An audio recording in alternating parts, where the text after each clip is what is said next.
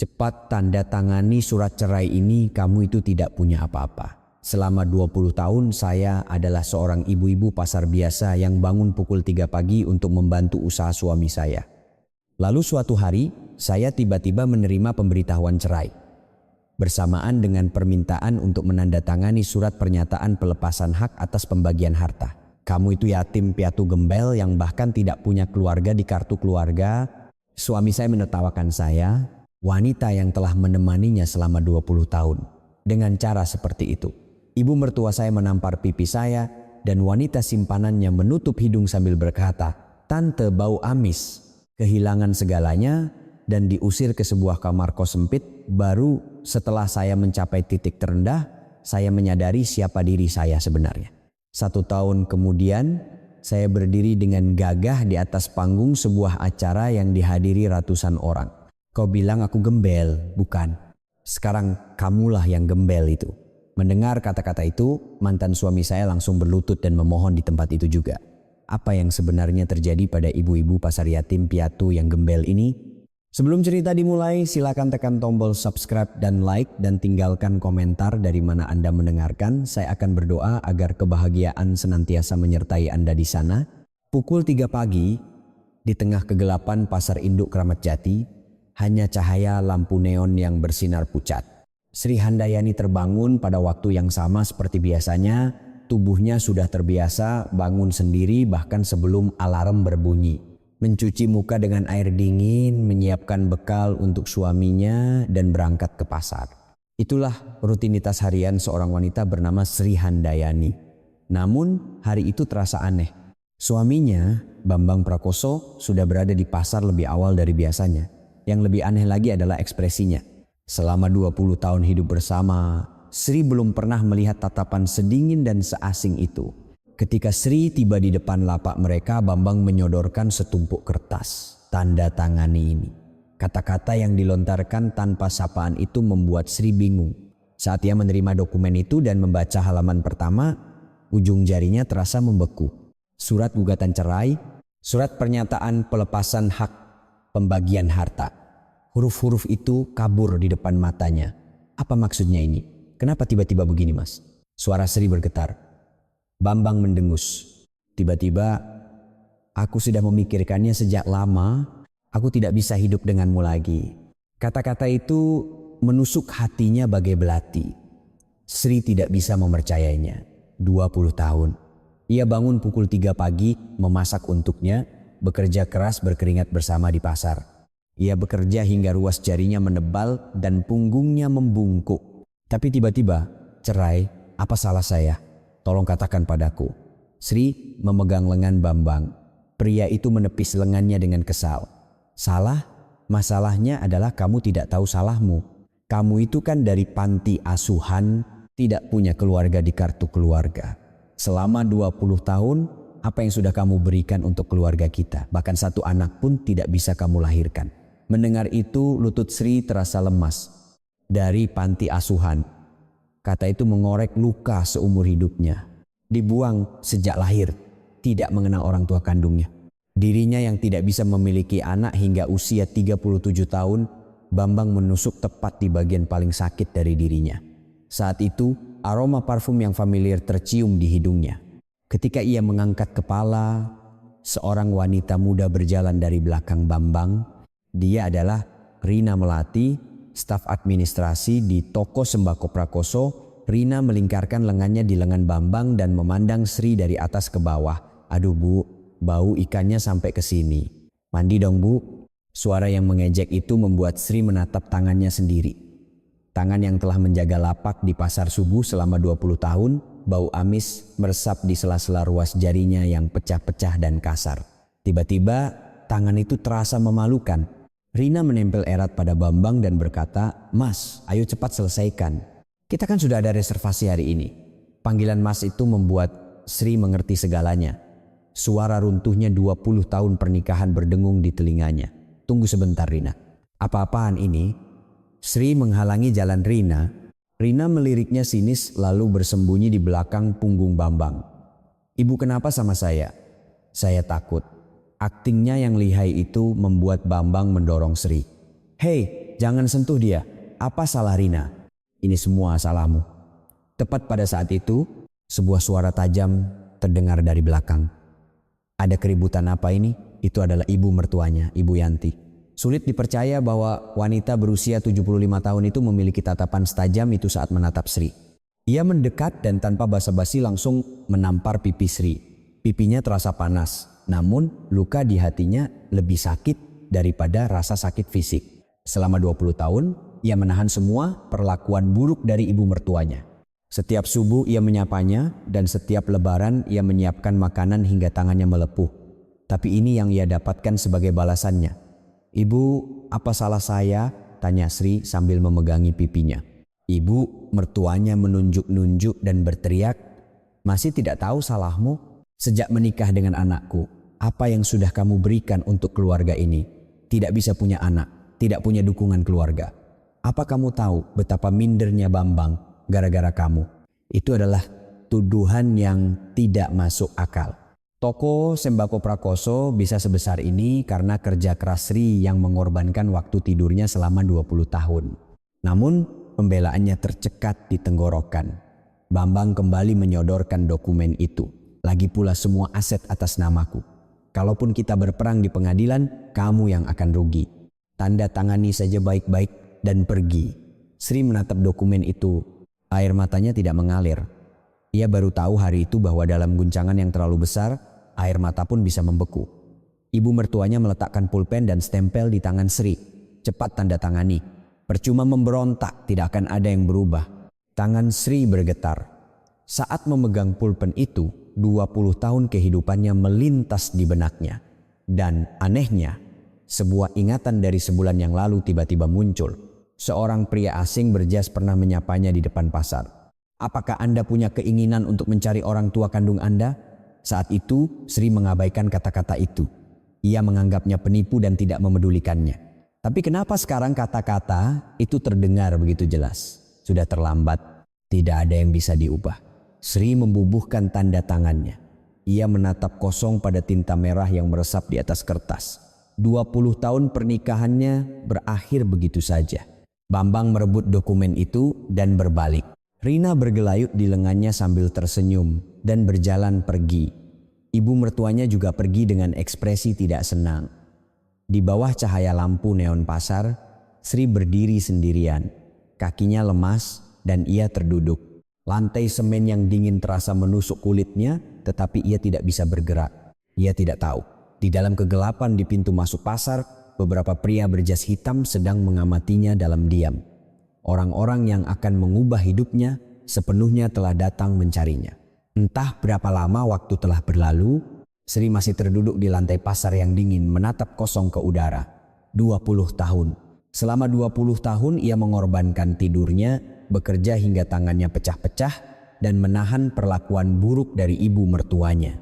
Semua tahun-tahun itu lenyap dengan sebuah tanda tangan di selembar kertas. Bahkan air mata pun tak kunjung keluar. Sri baru menyadari hari itu bahwa di hadapan kehilangan yang begitu besar, kesedihan pun bisa membeku.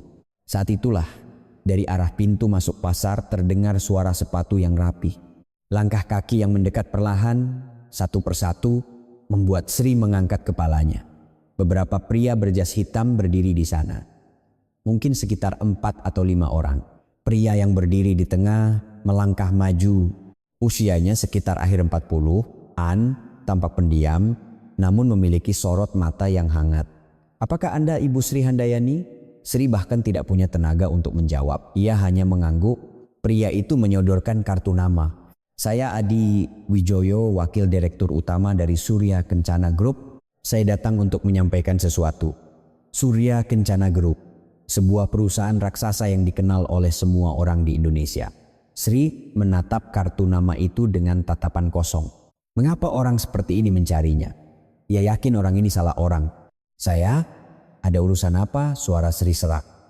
Adi Wijoyo melihat sekeliling lalu berkata dengan hati-hati, "Ini adalah hal yang sulit untuk dibicarakan di sini. Bisakah Anda ikut dengan kami sebentar?" Sri secara naluriah mundur, mengikuti orang-orang asing. Mungkinkah ini penipuan? Namun, kata-kata Adi Wijoyo berikutnya menghentikan langkahnya. "Sebulan yang lalu, pihak kami telah menghubungi Anda. Hasil tes DNA sudah keluar dan Bapak Direktur Utama ingin bertemu langsung dengan Anda. Apakah Anda ingat? Mata Sri terbelalak. Sebulan yang lalu ia memang menerima telepon seperti itu. Dengan setengah ragu, ia menyetujui tes DNA dan menerima kabar bahwa hasilnya sudah keluar. Namun dengan alasan sibuk dan perasaan ragu, ia terus menundanya, lalu ia terseret dalam kekacauan perceraian ini dan benar-benar melupakannya. Apakah itu benar? Tanya Sri dengan suara bergetar. Adi Wijoyo mengangguk. Benar. Hasil tes memastikan bahwa Ibu Sri Handayani adalah putri kandung dari pendiri Surya Kencana Group, Bapak Wiryo Sudarsono. Putri kandung. Kata itu berputar-putar di telinganya. Dibuang sejak lahir, ia hidup tanpa pernah mengenal wajah orang tuanya. Tumbuh di panti asuhan, ia sering bertanya-tanya, siapakah orang tuaku? Mengapa mereka membuangku? Jawaban atas pertanyaan itu baru ia dengar di usianya yang ke-45. Namun ekspresi Adi Wijoyo tampak muram. Ia ragu sejenak, lalu membuka mulut. Ibu Sri, saya harus menyampaikan kabar yang sangat menyedihkan. Suaranya merendah. Hati Sri mencelos. Bapak Direktur Utama telah meninggal dunia pada awal bulan Maret lalu. Beliau sedang berjuang melawan kanker stadium akhir dan meninggal dunia secara mendadak tepat sebelum sempat bertemu dengan Ibu Sri. Meninggal dunia. Kata itu membuat pikirannya kosong. Sri membeku di tempat. Kebahagiaan menemukan seorang ayah dan kesedihan karena ayah itu telah tiada datang secara bersamaan. Gelombang emosi itu terlalu besar sehingga ia bahkan tidak tahu harus menunjukkan ekspresi apa. Jadi saya tidak pernah sekalipun bertemu dengan ayah saya. Suara Sri bergetar. Adi Wijoyo menundukkan kepalanya. Benar. Bapak Direktur Utama ingin bertemu langsung dengan Anda untuk menjelaskan segalanya, namun beliau tidak sempat, pandangannya menjadi gelap. Sekali saja, ia hanya ingin melihat wajah ayahnya sekali saja. Ia ingin memanggilnya ayah. Namun, kesempatan itu telah hilang selamanya. Adi Wijoyo melanjutkan, sebelum meninggal, beliau meninggalkan wasiat. Seluruh hartanya diwariskan kepada putri kandungnya, Ibu Sri Handayani, uang tunai dan properti senilai kurang lebih 1,5 triliun rupiah. Dan juga 23% saham Surya Kencana Group yang terdaftar atas nama Yayasan Bakti Pertiwi, triliun. Sri tidak bisa membayangkan angka itu. Seumur hidup ia mencari uang receh di pasar subuh. 1,5 triliun rupiah, ia bahkan tidak bisa membayangkan seberapa besar uang itu. Tunggu sebentar, kenapa Anda baru datang sekarang? Kalau Bapak meninggal awal Maret berarti sudah lebih dari sebulan. Tanya Sri. Adi Wijoyo terdiam sejenak, lalu menjawab, kami telah memantau situasi Ibu Sri. Anda sedang dalam proses perceraian. Untuk menyelesaikan semuanya secara hukum dengan bersih, kami menunggu hingga perceraian Anda disahkan, barulah Sri mengerti segalanya. Jika fakta warisan ini terungkap sebelum perceraian disahkan, ia akan terlibat dalam sengketa harta. Adi Wijoyo menunggu untuk mencegah hal itu. Syukurlah. Jika sedikit saja terlambat, situasinya bisa menjadi rumit. Adi Wijoyo menunjukkan ekspresi lega. Namun, Sri tidak bisa tersenyum. Guncangan karena mengetahui keberadaan dan kematian ayahnya secara bersamaan terlalu besar. Tepat pada saat itu, dari belakang terdengar suara langkah kaki yang tergesa-gesa. Tunggu, itu Bambang. Ia berlari terengah-engah dan menyelinap di antara Adi Wijoyo dan Sri. Sikapnya berubah drastis. Sulit dipercaya bahwa ia adalah orang yang sama yang dengan dinginnya meminta cerai beberapa saat yang lalu. Sepertinya ada kesalahpahaman. Kita kan belum resmi bercerai. Ayo kita bicara lagi. Sri menatap Bambang, wajahnya pucat pasi. Angka 1,5 triliun rupiah telah mengubah sikapnya 180 derajat. Tidak ada yang perlu dibicarakan. Kita sudah tanda tangan, kata Sri dengan dingin. Bambang mengulurkan tangannya. Bukan begitu Sri, itu aku terlalu gegabah. Kita sudah hidup bersama selama 20 tahun, masa kita berakhir seperti ini? Menjijikkan. Orang yang baru saja menghinanya karena berasal dari panti asuhan bisa berubah seperti ini di hadapan uang. Sri memalingkan wajahnya. Adi Wijoyo menghalangi jalan Bambang. Perceraian sudah sah. Jika Anda mendekati ibu ini lagi, kami akan mengambil tindakan hukum. Wajah Bambang mengeras. Namun dikelilingi oleh pria-pria berjas hitam, ia tidak berani melangkah lebih jauh. Adiwijoyo mengeluarkan sebuah amplop dari sakunya. Amplop yang sudah tua dan usang. Ia menyerahkannya kepada Sri dengan hati-hati. Ini adalah sesuatu yang ingin Bapak Direktur Utama sampaikan langsung. Jangan dibuka dulu, bacalah sendirian di tempat yang aman. Sri menerima amplop itu. Di bagian luar tertulis dengan tulisan tangan yang bergetar. Untuk putriku, Sri. Melihat tulisan itu, air mata Sri langsung mengalir. Tulisan tangan seorang ayah yang belum pernah ia terima seumur hidupnya. Ujung jarinya bergetar. Adiwijoyo berkata dengan penuh makna, jika Anda tahu alasan mengapa Bapak Direktur Utama mencari putrinya selama 45 tahun, Anda akan terkejut. Mendengar itu, Sri mengangkat kepalanya. Ayahnya mencarinya, bukan membuangnya. Kalau begitu, kenapa ia tumbuh di panti asuhan? Pertanyaan menyusul di benaknya. Namun, ia tidak bisa mendapatkan jawaban. Gelombang emosi yang terlalu besar membuatnya kehilangan kesadaran dan pingsan di tempat. Warisan 1,5 triliun rupiah. Kebenaran yang lebih mengejutkan dari itu tertidur di dalam amplop tersebut. Ketika Sri membuka matanya, ia melihat langit-langit yang asing, dinding putih, spray bersih, pencahayaan lembut, aroma kopi tercium dari suatu tempat. Ia tidak tahu di mana ia berada. Saat ia mencoba bangkit, Adiwijoyo yang duduk di sampingnya berdiri. Anda sudah sadar, Anda pingsan di pasar. Jadi kami membawa Anda ke hotel. Barulah Sri teringat. Warisan ayahnya 1,5 triliun rupiah dan kematian ayahnya, semua itu datang bersamaan dan membuatnya pingsan. Ia menatap tangannya. Amplop itu masih tergenggam erat. Amplop yang ditinggalkan ayahnya. Anda tidur selama 2 hari. Sepertinya tubuh Anda sangat lelah. 2 hari, Sri terkejut. Namun, ekspresi Adiwijoyo tampak muram. Sepertinya sesuatu yang tidak baik telah terjadi. Ada apa? Tanya Sri. Adiwijoyo ragu sejenak, lalu menyodorkan setumpuk dokumen. Bapak Bambang telah mengajukan gugatan. Gugatan pembatalan kesepakatan cerai karena penipuan. Sri menerima dokumen itu, meskipun penuh dengan istilah hukum, inti masalahnya sederhana. Argumen Bambang adalah sebagai berikut. Sri mengetahui tentang warisan itu, menyembunyikannya, dan membuatnya menandatangani surat pelepasan hak pembagian harta. Ini adalah penipuan, sehingga kesepakatan cerai harus dibatalkan. Tidak masuk akal. Saya juga tidak tahu tentang warisan itu saat itu. Suara Sri bergetar.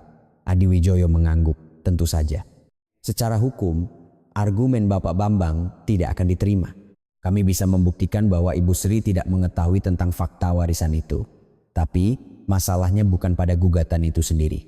Adiwijoyo mengeluarkan dokumen lain, surat pemberitahuan dari kantor pajak. Mata Sri terbelalak. Apa ini? 7,5 miliar rupiah. Bapak Bambang mendaftarkan usaha atas nama Ibu Sri dengan memalsukan tanda tangan Anda. Ia melakukan penggelapan pajak atas nama perusahaan itu, lalu melimpahkan bom pajaknya kepada Anda. Sri tidak bisa mempercayainya. Suami yang telah hidup bersamanya selama 20 tahun bisa melakukan hal sejauh ini. Tangannya bergetar, entah karena marah atau takut. Kami sudah meminta pemeriksaan grafologi. Kami bisa membuktikan bahwa tanda tangan itu dipalsukan. Namun, proses hukumnya memakan waktu. Setidaknya beberapa bulan. Selama beberapa bulan itu, Sri akan dicap sebagai penunggak pajak sebesar 7,5 miliar rupiah. Adiwijoyo melanjutkan, bukan hanya itu. Bapak Bambang menyebarkan rumor ke semua relasi di pasar induk Kramat Jati bahwa Ibu Sri adalah seorang penggelap dana. Kata itu membuat wajah Sri pucat. Ia telah bekerja dengan jujur selama 20 tahun. Setiap subuh ia pergi ke pasar, berbagi kehangatan dengan para pedagang, dan tidak pernah sekalipun mengambil barang milik orang lain. Tapi sekarang ia dituduh sebagai penggelap dana.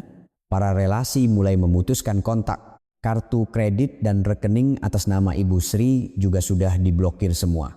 Sri menatap dokumen itu dengan tatapan kosong.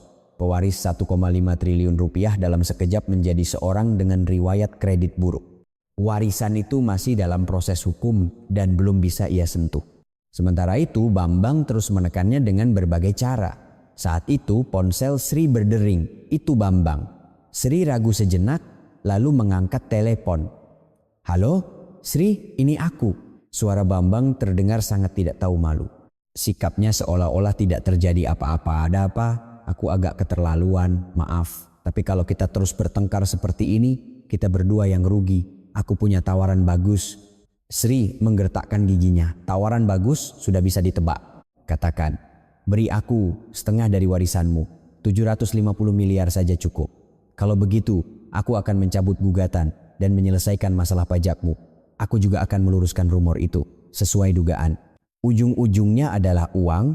Bambang melakukan semua ini dari awal karena mengincar uang. Masalah yang Anda buat, Anda yang akan menyelesaikannya, jangan bercanda," kata Sri dengan dingin. Suara Bambang berubah. "Sri, aku memintamu baik-baik. Jangan sampai jadi buruk. Kamu kan tidak punya apa-apa sekarang. Butuh beberapa bulan sampai warisan itu cair. Bagaimana kamu akan bertahan selama itu?" Itu adalah ancaman. Tangan Sri bergetar. Namun, ia tidak bisa menyerah. "Setengah? Tidak. Sepeser pun tidak akan kuberikan." "Hei Sri Handayani," teriak Bambang, napasnya yang kasar terdengar dari seberang telepon. "Baik, lihat saja, akan kutunjukkan seberapa menderitanya kamu nanti. Bersiaplah untuk bolak-balik ke pengadilan seumur hidupmu." Telepon ditutup. Sri meletakkan ponselnya dan menghela napas. Tangannya basah oleh keringat. Adi Wijoyo berkata, "Pelan, sudah saya rekam, bisa kita gunakan sebagai bukti ancaman." Sri mengangguk. Tiba-tiba ia menyadari sesuatu yang aneh. "Pak Adi, ada yang aneh." "Apa yang aneh, Bu?" "Bambang tahu detail warisan saya dengan sangat baik. Jumlah 1,5 triliun rupiah, saham 23%, bahkan nama yayasannya pun ia tahu." "Bagaimana ia bisa tahu sedetail itu?" Ekspresi Adi Wijoyo menegang. Sepertinya ia juga memiliki kecurigaan yang sama. "Saya juga merasa aneh. Isi warisan ini dijaga kerahasiaannya dengan sangat ketat. Orang yang tahu isi surat wasiat Bapak Direktur Utama hanya saya dan beberapa orang inti dari tim hukum. Tapi bagaimana Bapak Bambang bisa tahu sedetail ini?" Sri merinding. "Seseorang telah membocorkan informasi. Ada orang yang memberitahu Bambang tentang isi warisan itu. Maksud Anda ada pengkhianat di dalam?" tanya Sri. Adi Wijoyo mengangguk. "Sepertinya begitu. Saya akan menyelidikinya." Sri menatap keluar jendela. Lampu kota berkelip-kelip, tetapi hatinya gelap. Ia mewarisi 1,5 triliun rupiah, tetapi tidak punya sepeser pun uang yang bisa ia gunakan saat ini. Kartu kredit diblokir, rekening dibekukan, dan bahkan dituduh sebagai penggelap dana. Amplop di tangannya menarik perhatiannya. Amplop yang ditinggalkan ayahnya, ia ingin membukanya, tetapi saat ini ia tidak punya waktu untuk itu. Bertahan hidup adalah prioritasnya. Sesuatu mulai bergejolak di dalam hati Sri. Kemarahan. Kemarahan yang telah ia pendam selama 20 tahun perlahan-lahan mulai bangkit. Bambang Prakoso. Pria itu harus membayar perbuatannya. Namun Sri belum tahu bahwa orang yang membocorkan informasi kepada Bambang ada di dekatnya. Setelah meninggalkan hotel, Sri menuju ke rumahnya. Rumah yang telah ia tinggali selama 20 tahun. Dapur tempat ia bangun setiap subuh untuk menyiapkan bekal suaminya. Ruang tamu tempat ia menahan perlakuan buruk ibu mertuanya sambil membersihkan. Kamar tidur tempat ia menatap langit-langit setiap malam tanpa bisa tidur. Tempat yang menyimpan semua kenangan itu berdiri di depan pintu. Sri menekan kata sandi. Terdengar bunyi error. Ia menekannya lagi tetapi hasilnya sama. Kata sandinya telah diubah. Saat itu matanya menangkap sesuatu yang diletakkan di depan pintu. Beberapa kantong plastik hitam. Di dalamnya pakaian dan barang-barangnya dijejalkan begitu saja. Jejak 20 tahun kehidupannya dibuang di koridor seperti sampah. Sri berlutut dan membuka kantong itu. Di antara pakaian yang kusut, ia melihat sebuah bingkai foto. Foto yang diambil pada hari pernikahannya. Wajahnya yang tersenyum lebar terlihat di sana. Saat itu ia pikir ia akan bahagia. Ia percaya bahwa bersama pria ini ia bisa bahagia seumur hidup. Kaca bingkai itu retak. Sri menatapnya sejenak lalu dengan diam-diam memasukkannya kembali ke dalam kantong. Sambil membawa beberapa kantong plastik hitam, Sri melangkah ke jalan. Ia tidak punya tempat tujuan, tidak ada keluarga, tidak ada kerabat, tidak ada tempat untuk bersandar. Baginya yang tumbuh di panti asuhan, orang yang bisa ia sebut keluarga hanya satu orang, Suster Maria. Namun, Suster Maria sekarang sedang berjuang melawan demensia di panti jompo. Matahari terbenam. Sri mencari kamar kos murah. Kamar seluas kurang lebih 3 meter persegi. Bau jamur menyengat dan cat dindingnya menguning. Ketika ia meletakkan barang-barangnya di ruang sempit tanpa jendela itu, Sri baru benar-benar merasakan bahwa ia benar-benar telah menjadi orang yang tidak punya apa-apa. Katanya ia adalah pewaris 1,5 triliun rupiah. Namun, uang itu masih dalam proses hukum dan tidak ada sepeser pun di tangannya saat ini. Kartu kredit diblokir, rekening dibekukan, dan ia bahkan tidak bisa mencari pekerjaan. Keesokan harinya, Sri mulai mencari pekerjaan. Ia punya pengalaman 20 tahun bekerja di pasar, jadi pengalamannya lebih dari cukup. Namun, di setiap tempat yang ia datangi, ia ditolak mentah-mentah. "Oh, Ibu Sri Handayani ya. Maaf, tidak ada lowongan, tiba-tiba ada urusan. Coba cari di tempat lain." Aneh. Tempat-tempat yang kemarin masih memasang pengumuman lowongan kerja, sikapnya langsung berubah begitu melihat Sri. Di toko ketiga setelah ditolak, Sri menanyakan alasannya. "Pak, kenapa begini? Apa saya melakukan kesalahan?" Pemilik toko tampak canggung. "Jujur saja ya Bu, saya ditelepon sama Pak Bambang. Katanya kalau saya mempekerjakan Ibu Sri, dia akan putus hubungan dagang. Kami pedagang kecil seperti ini tidak bisa berbisnis kalau bermasalah dengan toko sembako Prakoso." Sri terdiam. Bambang telah menggunakan pengaruhnya di seluruh pasar.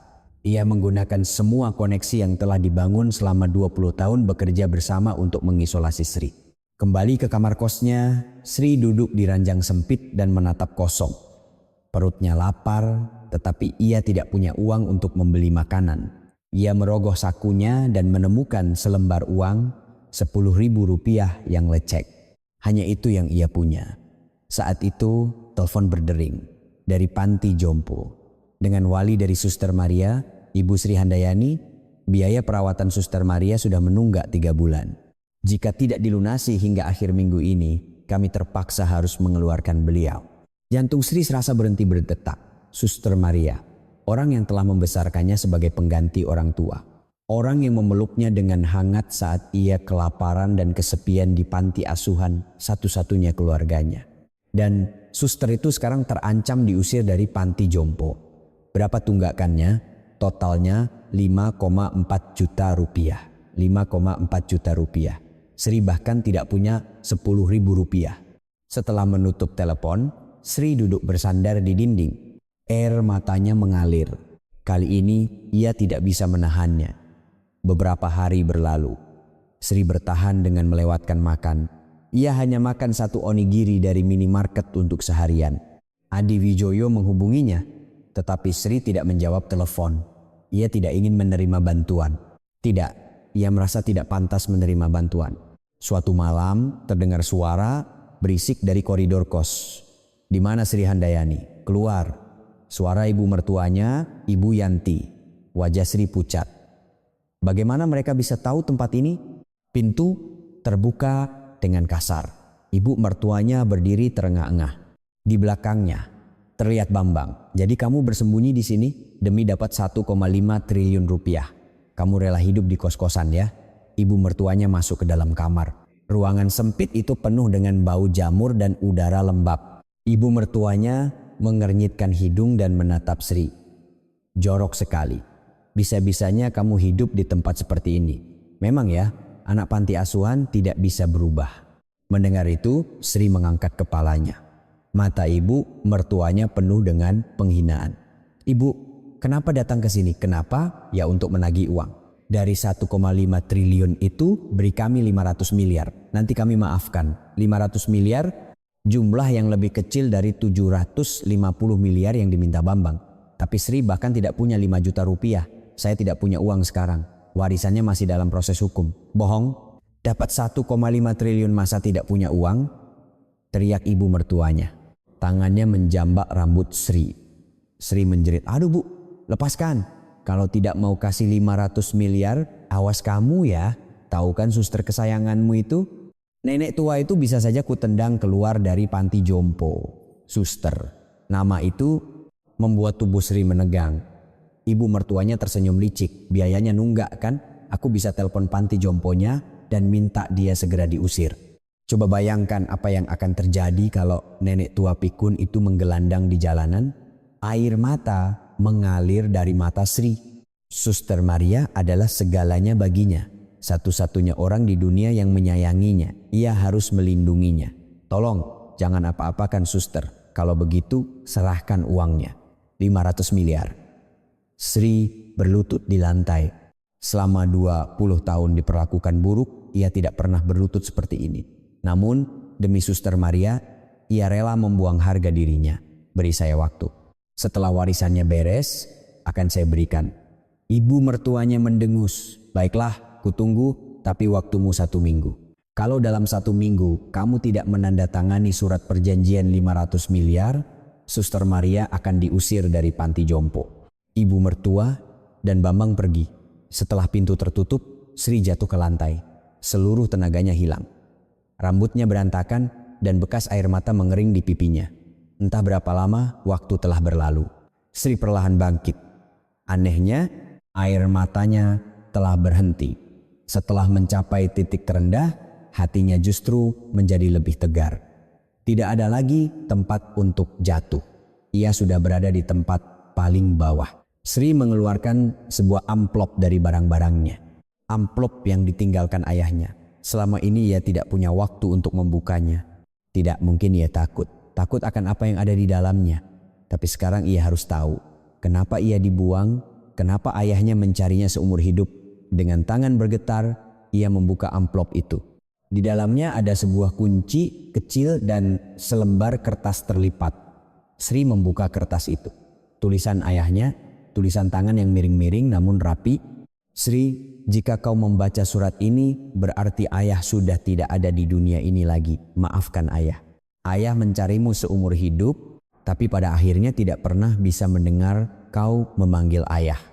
Kunci ini adalah kunci brankas di ruang bawah tanah kantor pusat Surya Kencana Group. Di dalamnya ada semua yang perlu kau ketahui. Jika kau ingin tahu kenapa kau dibuang, bukalah brankas ini dengan kunci ini. Kebenarannya jauh lebih kejam dari yang kau bayangkan. Tapi kau harus tahu untuk mendapatkan kembali hidupmu. Ayah menyayangimu, putriku. Ayah, tangan Sri bergetar. Ia pikir ia dibuang. Anak malang yang dibuang oleh orang tuanya, namun surat ayahnya menceritakan kisah yang berbeda. Ia tidak dibuang, ia dibuang oleh seseorang. Sri menggenggam kunci itu erat-erat. Sentuhan dingin logam terasa di telapak tangannya. Kunci kecil ini akan membuka semua kebenaran. Ia berdiri, sorot matanya telah berubah. Bukan lagi mata yang putus asa, mata yang dipenuhi dengan tekad kuat untuk maju. Ia harus bertahan hidup demi melindungi Suster Maria. Dan untuk mengetahui kebenaran, jika kau ingin tahu kenapa kau dibuang, jawaban atas pertanyaan itu jauh lebih mengerikan dari yang Sri bayangkan. Keesokan paginya, Sri menghubungi Adi Wijoyo.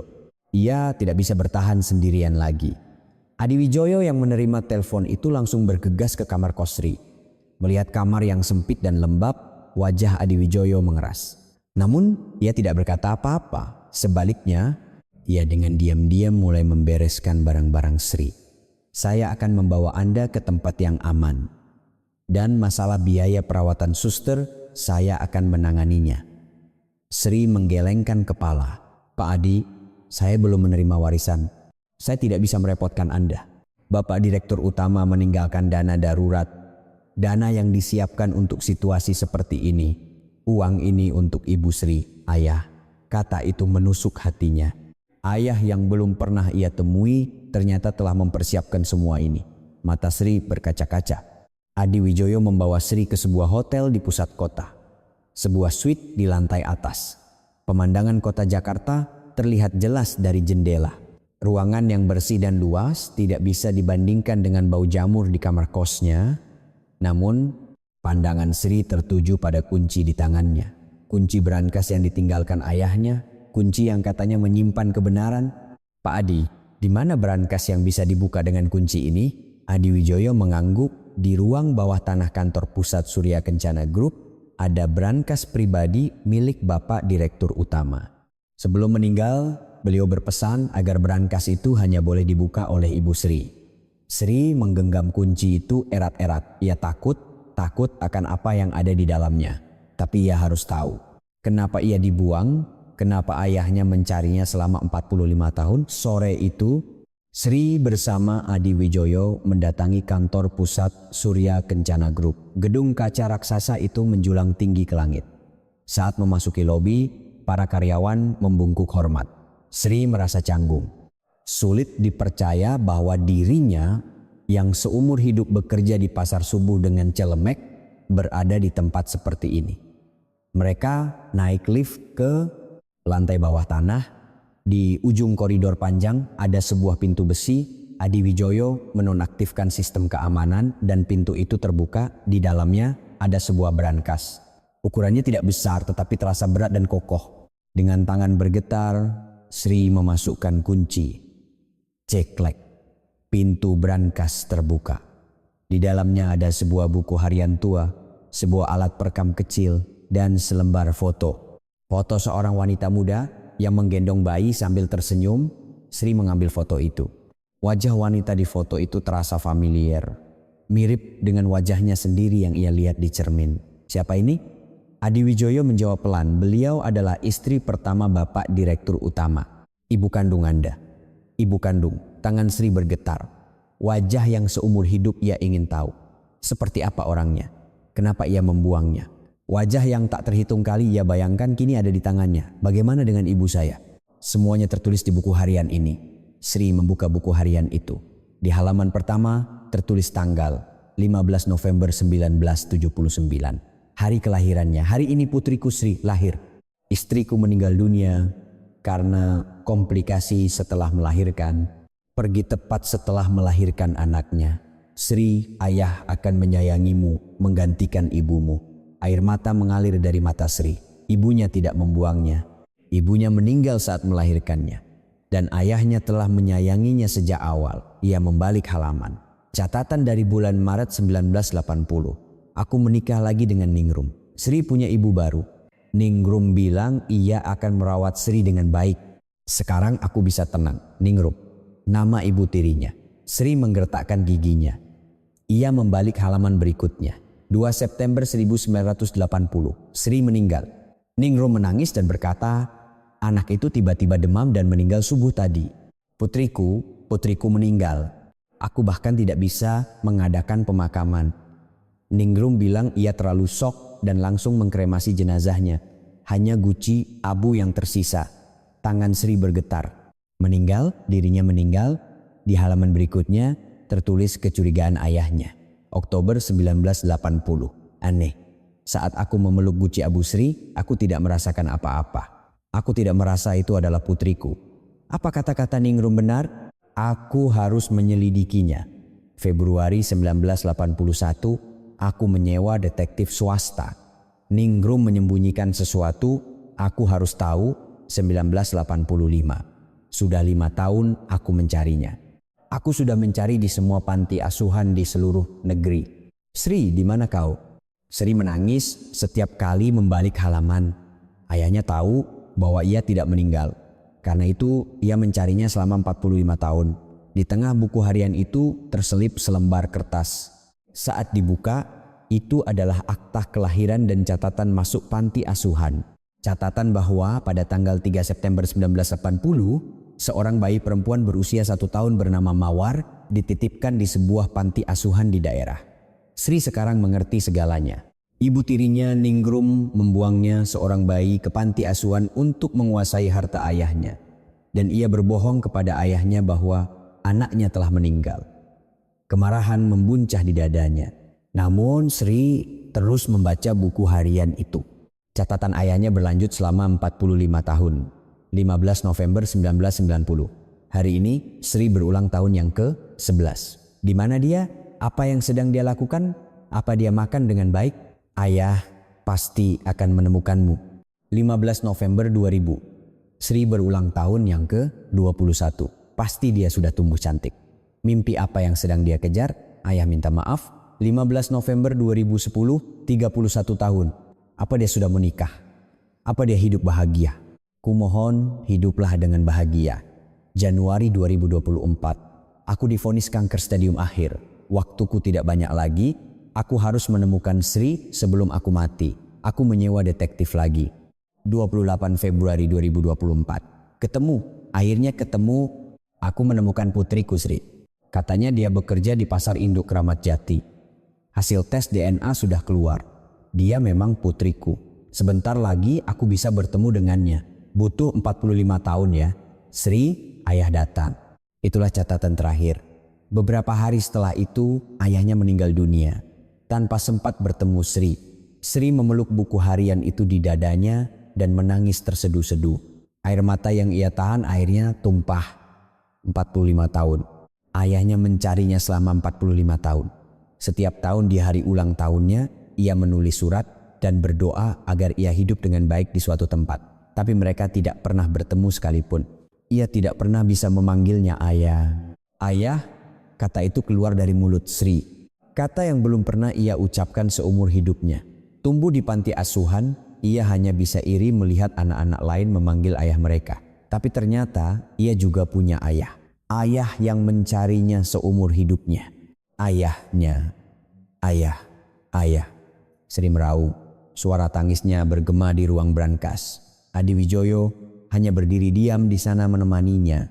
Setelah menangis cukup lama, Sri mengambil alat perekam. Saat tombol play ditekan, terdengar suara pria yang rendah dan serak. Sri, ini ayah. Suara ayahnya. Sri menahan napas. Jika kau mendengar rekaman ini, berarti ayah sudah tidak ada di sisimu lagi. Maafkan ayah, pada akhirnya kita tidak pernah bertemu muka. Ayah harus pergi. Dalam rekaman itu, ayahnya terbatuk. Batuk orang sakit. Kau pasti sudah tahu kenapa kau dibuang. Itu perbuatan Ningrum. Wanita itu sudah menerima balasannya. Aku sudah menyerahkan sebagian besar hartaku ke yayasan. Jadi tidak banyak yang bisa ia dapatkan. Sekarang mungkin ia sedang membusuk di rumah sakit jiwa karena demensia. Sri menggertakkan giginya. Ningrum, wanita yang telah menghancurkan hidupnya. Namun, rekaman itu berlanjut. Sri, kau tidak perlu balas dendam. Jangan sia-siakan hidupmu dengan kebencian. Tapi jika kau mau, apa yang ayah tinggalkan akan menjadi senjatamu. Hening sejenak. Lalu terdengar kata-kata terakhir ayahnya. Ayah menyayangimu putriku, di kehidupan selanjutnya ayah pasti akan memelukmu. Rekaman berakhir. Sri menggenggam alat perekam itu erat-erat dan menangis lama. Adi Wijoyo membuka mulut dengan pelan. Ningrum saat ini berusia 73 tahun. Setelah bapak direktur utama meninggal, bagian warisan kecil yang ia terima pun habis untuk berjudi dan sekarang ia dirawat di rumah sakit jiwa dalam kondisi demensia. Ia sudah membayar harga atas dosa-dosanya. Sri mengangkat kepalanya. Wajahnya masih basah oleh air mata tetapi sorot matanya telah berubah. Pak Adi, saya sudah memutuskan. Apa yang Anda putuskan? Ayah bilang jangan balas dendam, tapi saya akan melakukannya. Bukan kepada Ningrum tapi kepada Bambang. Saya tidak akan pernah memaafkan apa yang telah ia lakukan kepada saya. Sri menutup buku harian itu dan berdiri. Air mata yang ditumpahkan ayahnya selama 45 tahun, waktu yang ia habiskan dengan kesepian di panti asuhan, 20 tahun dieksploitasi oleh Bambang. Ia bertekad akan menuntut balas atas semua itu. Ayah, aku akan melakukannya. Aku akan membuat orang-orang yang telah menginjak-injakku membayar harganya. Pertarungan Sri yang sesungguhnya akan segera dimulai. 3 bulan berlalu. Musim telah berganti dari semi ke musim panas. Hal pertama yang dilakukan Sri adalah memindahkan Suster Maria ke tempat yang aman.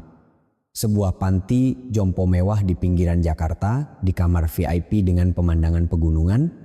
Sinar matahari masuk melalui jendela besar dan di taman bunga mawar kesukaan Suster mekar. Sri memegang tangan Suster dan menatap keluar jendela. Demensia Suster sudah parah dan terkadang ia tidak mengenali Sri. Tapi hari ini sorot matanya jernih. Sri, kau datang. Tangan keriput Suster mengelus pipi Sri. Sentuhan itu membuat mata Sri berkaca-kaca. Ya Suster, saya datang.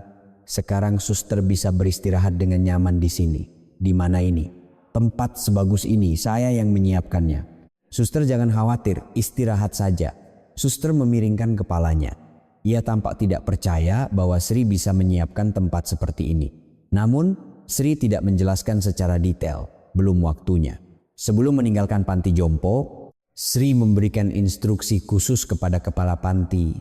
Orang bernama Bambang Prakoso dan Ibu Yanti mungkin akan datang. Jangan biarkan mereka mendekati suster dalam kondisi apapun. Saya akan menempatkan tim keamanan khusus. Kepala panti mengangguk, Sri berbalik dan menghela napas lega. Ia harus melindungi Suster Maria. Beliau adalah satu-satunya keluarganya. Langkah selanjutnya adalah mengenal musuh. Dengan bantuan Adi Wijoyo, Sri menganalisis kondisi keuangan perusahaan Bambang secara mendetail. Kondisi toko sembako Prakoso lebih parah dari yang kita duga. Adi Wijoyo membuka dokumen, angka-angka berderet, tetapi Sri punya pengalaman 20 tahun bekerja di pasar. Ia bisa memahami situasinya dalam sekejap. Utang dagangnya sebanyak ini? Benar. Utang yang harus dibayarkan ke pemasok mencapai ratusan juta rupiah. Likuiditas tunainya saat ini sangat parah. Sepertinya setelah Ibu Sri pergi, manajemen keuangannya menjadi berantakan. Sri tersenyum kecut. Siapa yang selama 20 tahun bangun jam 3 pagi untuk membereskan pembukuan dan mengelola pembayaran ke pemasok? Begitu Sri pergi, bisnis Bambang langsung menurun. Dan ada satu hal lagi, Adi Wijoyo mengeluarkan dokumen lain. Ini adalah pusat logistik inti toko sembako Prakoso. 3 gudang di pinggiran Bekasi, sewanya menunggak sehingga pemilik gedung menawarkannya untuk dijual. Mata Sri berbinar. Pusat logistik, jantung dari bisnis grosir. Tanpa pusat logistik, mereka tidak bisa menyimpan dan mengirimkan barang. Jika kehilangan itu, toko sembako Prakoso pada dasarnya akan tamat. Bisakah saya membeli pusat logistik itu? Adi Wijoyo mengangguk. Bisa. Tapi jika Anda mengakuisisinya langsung atas nama Anda, Bambang akan tahu. Sebaiknya kita mendirikan perusahaan terpisah di bawah yayasan dan mengakuisisinya atas nama perusahaan itu. Mendirikan perusahaan cangkang, maksudnya benar.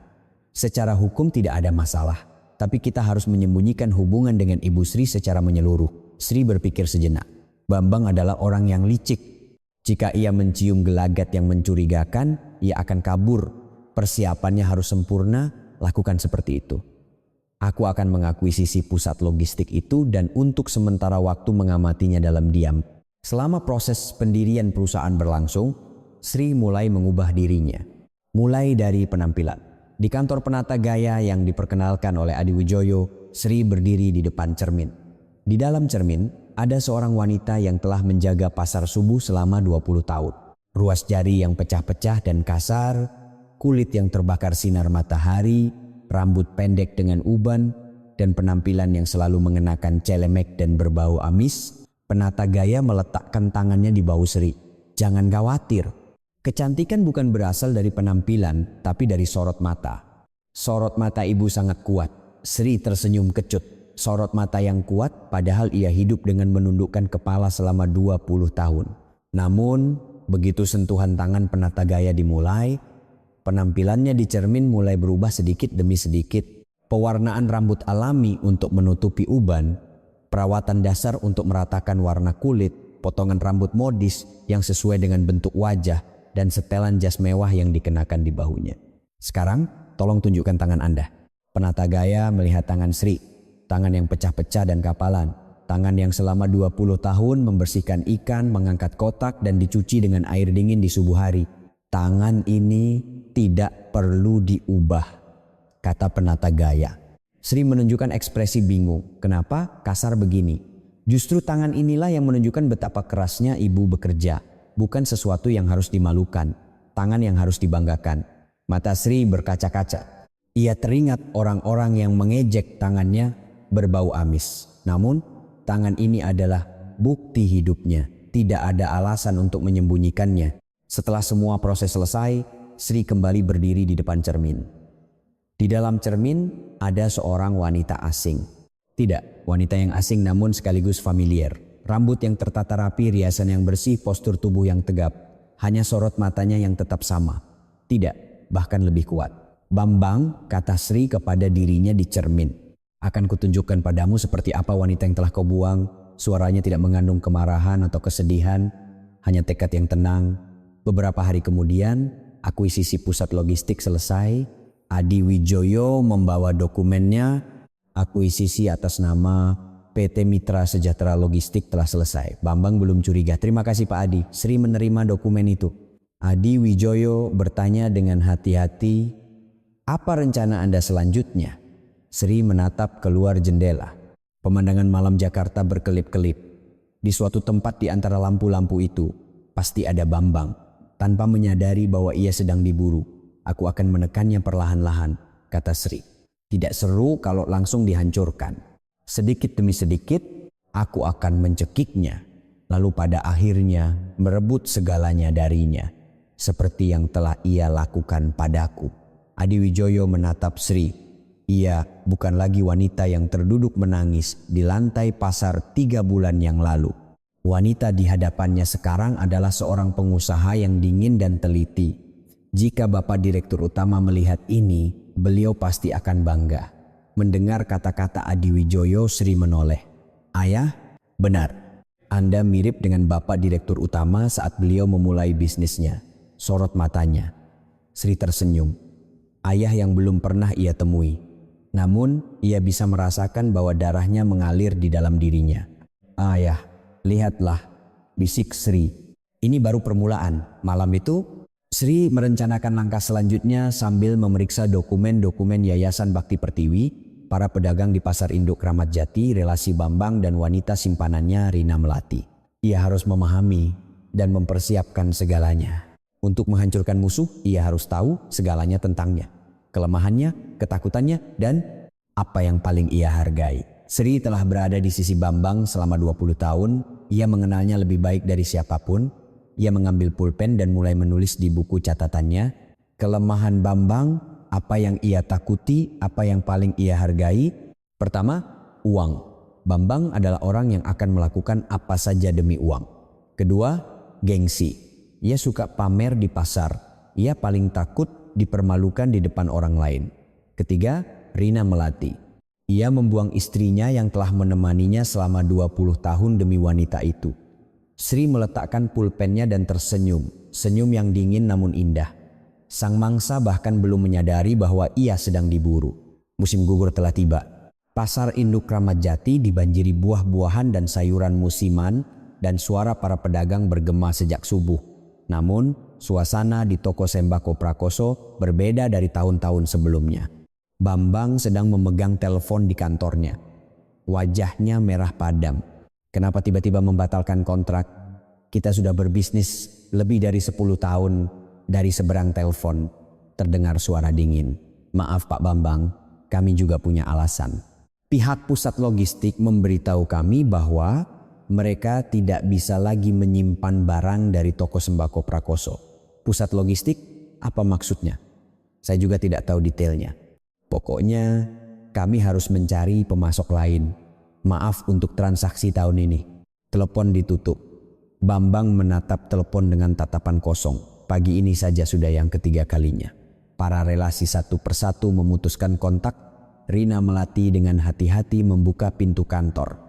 Pak, ada telepon lagi. Dari relasi di Tanah Abang juga memberitahukan pembatalan kontrak. Apa? Bambang melompat berdiri. Rina terkejut dan mundur. Katanya, masalah pusat logistik. Mereka tidak bisa mengirimkan barang. Pusat logistik. Lagi-lagi pusat logistik. Bambang menggertakkan giginya. Pasti ada yang tidak beres. 3 pusat logistik di pinggiran Bekasi adalah jantung dari toko sembako Prakoso. Di sanalah mereka menyimpan barang dan mengirimkannya ke seluruh negeri. Namun, tiba-tiba pusat logistik itu memberitahukan bahwa mereka akan memutuskan hubungan dengan toko sembako Prakoso. Bambang langsung mendatangi pusat logistik itu. Namun, manajer pusat bahkan tidak mau menemuinya. Maaf, pemilik baru menginstruksikan kami untuk tidak berbisnis dengan toko sembako Prakoso. Pemilik baru? Pemilik pusat logistiknya ganti? Benar. 2 bulan yang lalu sebuah perusahaan mengakuisisinya. Wajah Bambang pucat pasi. 2 bulan yang lalu adalah tepat setelah ia bercerai dengan Sri. Artinya seseorang telah mengincarnya sejak saat itu. Apa nama perusahaannya? Namanya PT Mitra Sejahtera Logistik. Mitra Sejahtera Logistik. Bambang belum pernah mendengar nama itu. Ia tidak tahu siapa itu. Tapi yang jelas seseorang itu sedang mencekiknya. Pada saat yang sama, Sri sedang menatap monitor di kantor yayasan. Di layar terlihat rekaman CCTV real time dari Pasar Induk Ramat Jati. Terlihat para karyawan toko sembako Prakoso yang kebingungan. Adi Wijoyo masuk membawa laporan. Pemberitahuan penghentian kerjasama pusat logistik telah selesai. 40% dari relasi toko sembako Prakoso sudah beralih, sisanya hanya masalah waktu. Sri mengangguk. Tidak ada emosi yang terlihat di wajahnya. Kita lanjutkan ke tahap berikutnya. Beberapa hari kemudian, Sri mengunjungi Pasar Induk Ramat Jati untuk pertama kalinya setelah sekian lama. Tempat di mana ia bekerja setiap jam 3 pagi selama 20 tahun. Jalan yang bisa ia lewati bahkan dengan mata tertutup. Namun Sri yang sekarang berbeda dari yang dulu. Setelan jas rapi, gaya rambut modis, langkah kaki yang penuh percaya diri, para pedagang tidak mengenali Sri. Baru setelah ia menyapa lebih dulu, mata mereka terbelalak. Bu Sri? Benar ini Bu Sri? Iya, Pak Karto. Lama tidak bertemu. Pak Karto tidak bisa menutup mulutnya melihat penampilan Sri yang berubah. Ia bukan lagi wanita yang mengenakan celemek dan berbau amis selama 20 tahun. Ya ampun, ada apa ini? Ku dengar kamu diceraikan dan diusir. Memang benar, tapi situasinya sedikit berubah. Sri tersenyum. Lalu ia langsung ke pokok pembicaraan. Pak Karto, saya punya tawaran bagus. Tawaran Sri sederhana. Berbisnis dengan perusahaan distribusi yang ia dirikan, bukan dengan toko sembako Prakoso. Syaratnya sangat menggiurkan. Saya akan turunkan margin 5% dan pembayarannya langsung tunai. Logistiknya juga akan saya bantu. Mata Pak Karto terbelalak. Toko sembako Prakoso terkenal dengan pembayarannya yang lambat. Utang dagang bisa menunggak hingga 3 atau 4 bulan. Tapi ini pembayaran tunai? Benar? Apa itu mungkin? Iya. Saya sekarang punya sedikit keleluasaan. Sri tertawa. Ia bilang sedikit, tapi warisan triliunan rupiah tentu bukan sedikit. Tapi tidak perlu dijelaskan secara detail. Pak Karto tidak ragu-ragu. Bagi seorang pengusaha, yang terpenting adalah keuntungan. Lagi pula, Sri adalah rekan kerja selama 20 tahun. Tentu saja ia lebih percaya pada Sri daripada Bambang. Baiklah, aku akan berbisnis denganmu. Begitulah, satu persatu pedagang mulai beralih ke pihak Sri. Ada ikatan yang terjalin selama 20 tahun, saling menyapa setiap subuh dan saling membantu saat kesulitan. Para pedagang tahu apa yang telah dilakukan Bambang kepada Sri. Membuang istri yang telah berkorban selama 20 tahun demi wanita simpanan. Tidak ada yang mau berbisnis dengan orang seperti itu. Dalam seminggu, 70% relasi toko sembako Prakoso beralih. 30% sisanya juga goyah. Bambang menjadi gila. Omzetnya anjlok. Pembukuan yang sebulan lalu masih untung, kini merah merona karena rugi. Gaji karyawan mulai menunggak. Siapa yang melakukan ini? Teriak Bambang di kantornya. Dokumen di atas meja berhamburan ke lantai. Rina Melati berdiri di sudut dengan ekspresi ketakutan. Pak, tenanglah. Tenang katamu, ada orang yang sengaja ingin menghancurkanku dan kau suruh aku tenang? Bambang menjambak rambutnya. Pasti ada seseorang yang mengincarnya. Tapi ia tidak tahu siapa. Ia sudah menyelidiki perusahaan bernama Mitra Sejahtera Logistik tetapi tidak menemukan siapa dalangnya. Ia pergi ke bank tetapi ditolak mentah-mentah. Maaf Pak Bambang. Peringkat kredit Anda turun drastis, jadi kami tidak bisa memberikan pinjaman tambahan. Apa? Aku sudah berbisnis dengan bank ini begitu lama. Kami juga tidak bisa berbuat apa-apa. Ini instruksi dari atasan. Bambang keluar dari bank sambil menggertakkan giginya. Semua jalan buntu. Hanya ada satu tempat terakhir yang bisa ia mintai tolong, rentenir, di kantor di sebuah gang gelap. Bambang duduk dengan kepala tertunduk. Di seberangnya, seorang pria berwajah sangar duduk dengan kaki bersilang. 300 juta. Bunganya 5% per bulan. 5%? Kalau tidak mau, tidak usah pinjam. Semua orang tahu situasi Pak Bambang sekarang lagi sulit. Bambang menggertakkan giginya. Ia tidak punya pilihan. Ia harus membayar gaji karyawan dan utang dagang. Ia hanya bisa mengangguk. Baiklah, aku pinjam. Tangan Bambang bergetar saat menandatangani surat utang. Ia tahu bunganya akan membengkak seperti bola salju. Tapi saat ini, bertahan hidup adalah yang utama. Malam itu, Sri menerima laporan dari Adi Wijoyo. Bambang meminjam dari rentenir 300 juta, bunga 5% per bulan. Sri mengangguk. Sesuai dugaan, dengan bunga sebesar itu dia akan bangkrut dalam 3 bulan. Benar, tidak mungkin mempertahankan bisnis sambil menanggung bunga rentenir. Sri menatap keluar jendela. Pemandangan malam Jakarta berkelip-kelip. Di suatu tempat, Bambang pasti sedang tidak bisa tidur. Tanpa tahu kenapa ia hancur. Rasa puas yang dingin menjalari hatinya. Namun, Sri tidak lengah. Bambang adalah orang yang bisa melakukan apa saja jika terpojok. Bagaimana dengan Rina Melati? Tanya Sri. Adi Wijoyo mengeluarkan dokumen. Hubungannya dengan Bambang sedang retak. Karena kekurangan uang, pengeluaran untuk Rina juga berkurang dan mereka sering bertengkar. Begitu. Mata Sri berbinar. Rina Melati. Salah satu kelemahan Bambang. Ia harus memikirkan bagaimana cara memanfaatkannya. Kita lihat saja perkembangannya. Kehancuran itu biasanya dimulai dari dalam. Sri mematikan monitor. Cukup untuk hari ini, tapi ini belum berakhir. Semakin terdesak Bambang, semakin canggih langkah selanjutnya. Adi Wijoyo berhenti di depan pintu dan bertanya, "Apakah Anda tidak merasa hampa dengan balas dendam ini?" Sri berpikir sejenak. Lalu ia menggeleng, "Tidak, ini bukan balas dendam." Lalu apa? Menerima ganjaran yang setimpal. Ganjaran atas keringat dan air mata yang telah saya tumpahkan selama 20 tahun. Adi Wijoyo mengangguk dan pergi. Sri kembali menatap keluar jendela. Wajah ayahnya terbayang. Ayah yang belum pernah ia temui. Namun ia merasa darahnya mengalir di dalam dirinya. Semakin terdesak Bambang, semakin mematikan langkah Sri selanjutnya. Angin dingin awal, musim dingin mulai berembus. Hiasan Natal mulai terpasang di jalanan. Namun bagi Sri tidak ada kegembiraan akhir tahun. Ia sedang sibuk dengan persiapan terakhir. Adi Wijoyo membawa laporan penyelidikan tentang Rina Melati telah selesai. Sri menerima dokumen itu. Rina Melati, wanita simpanan Bambang, wanita yang mengejeknya bau amis.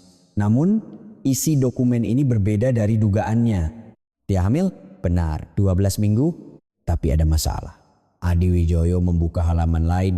Bambang menyuruhnya menggugurkan kandungannya. Katanya karena kekurangan uang, ia tidak sanggup membesarkan anak. Ketika Rina menolak, ia mengancam akan meninggalkannya dan sekarang hubungan mereka benar-benar retak. Sri meletakkan dokumen itu. Perasaan campur aduk menyelimutinya. Rina Melati adalah musuhnya. Biang keladi hancurnya 20 tahun pernikahannya. Namun, situasi yang dihadapinya sekarang tidak berbeda dengan dirinya. Dimanfaatkan dan dibuang oleh Bambang. "Aku ingin bertemu Rina Melati," kata Sri. Adi Wijoyo mengangguk. Beberapa hari kemudian, Sri bertemu dengan Rina Melati di sebuah kafe yang sepi. Penampilan Rina sangat berbeda dari 6 bulan yang lalu. Riasan mewahnya telah luntur dan di bawah matanya ada lingkaran hitam yang tebal. Perutnya belum terlihat, tetapi wajahnya tampak sangat lelah. "Kenapa Anda memanggil saya?" Suara Rina penuh dengan kewaspadaan. Tentu saja. Wanita yang telah ia usir tiba-tiba mengajaknya bertemu. Sri membuka mulut perlahan. "Kudengar Bambang menyuruhmu menggugurkan kandunganmu." Wajah Rina menegang. Ekspresinya seolah bertanya bagaimana ia bisa tahu. "Memangnya kenapa? Mau menuntut saya atau balas dendam?" "Tidak." Sri menggeleng. "Aku datang untuk menawarkan sesuatu." Sri meletakkan sebuah amplop di atas meja. Rina membuka amplop itu dengan ekspresi bingung. Di dalamnya ada salinan buku tabungan dan surat perjanjian apartemen. Uang modal 500 juta rupiah. Dan sebuah apartemen kecil di Tangerang. "Lahirkan anakmu dan mulailah hidup baru." Mata Rina terbelalak. Tangannya bergetar. "Kenapa? Kenapa Anda melakukan ini untuk saya? Ada syaratnya," kata Sri. "Aku butuh bukti perbuatan Bambang terhadapku. Perintah, pemalsuan tanda tangan, penggelapan pajak, penipuan. Kau kan bagian keuangannya, jadi kau tahu semuanya." Rina menatap Sri dengan tatapan kosong.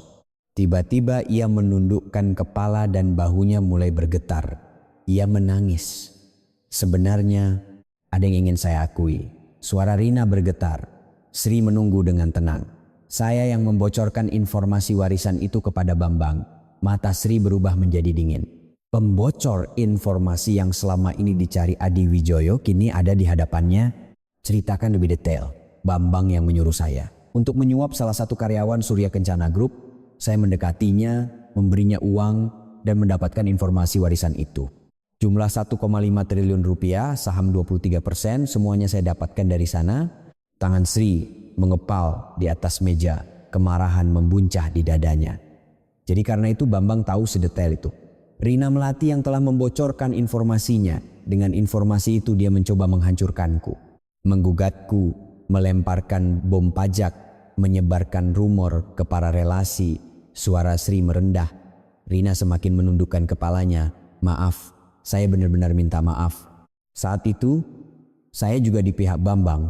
Saya pikir dia mencintai saya.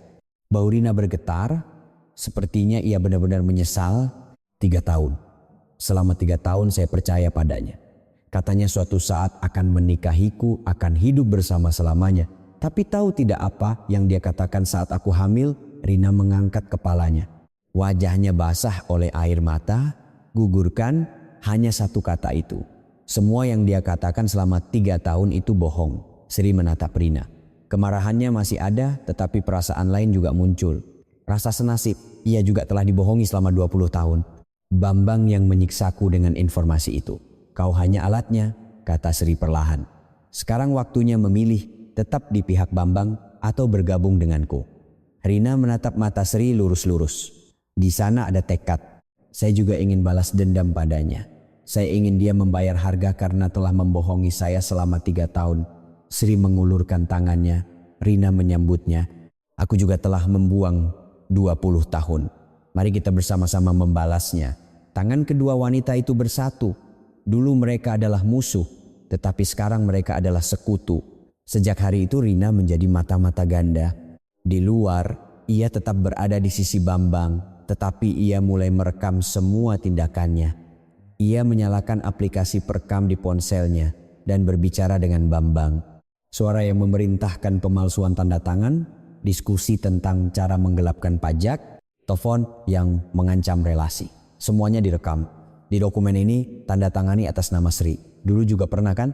Baik Pak. Rina mengangguk sambil memeriksa apakah tombol rekam di ponsel di sakunya menyala. Bukti-bukti terkumpul satu persatu. Rekaman perintah pemalsuan tanda tangan, salinan buku besar terkait penggelapan pajak, dokumen pendaftaran usaha palsu, cukup untuk mengirim Bambang ke penjara. Suatu malam ponsel Sri berdering. Itu Bambang. Sri mengambil napas dalam-dalam dan mengangkat telepon. Halo? Sri, ini aku. Suara Bambang berbeda dari biasanya. Kegagahannya telah hilang, digantikan dengan kepanikan. Ada apa? Kita bertemu dan bicara? Yuk, aku salah. Setelah kupikir-pikir, tidak bisakah kita berdamai saja? Sri mendengus. Begitu terpojok baru ia mengubah sikapnya. Berdamai apa soal warisan? Beri aku 300 miliar saja. 300 miliar cukup. Nanti aku cabut semua gugatan dan tidak akan mengganggumu lagi. Dari 750 miliar menjadi 500 miliar. Lalu 300 miliar. Jumlah yang diminta terus menurun. Artinya ia semakin terdesak. Tidak mau, kata Sri dengan tegas. Dari seberang telepon terdengar napas kasar Bambang. Hei Sri Handayani. Aku memintamu baik-baik. Dengarkan selagi aku masih bicara baik-baik. Meminta? Bukan mengancam? Mengancam? Baik. Kalau begitu mau kuanacam? Suara Bambang berubah. Nada memohonnya hilang, digantikan dengan kebencian. Tahu kan suster kesayanganmu itu? Aku bisa mengusirnya dari panti jompo. Dengan sedikit uang, semua bisa diatur. Tangan Sri bergetar. Namun ia menahan amarahnya. Saat ini ia tidak boleh bereaksi secara emosional. Kalau kau sentuh suster, aku tidak akan tinggal diam.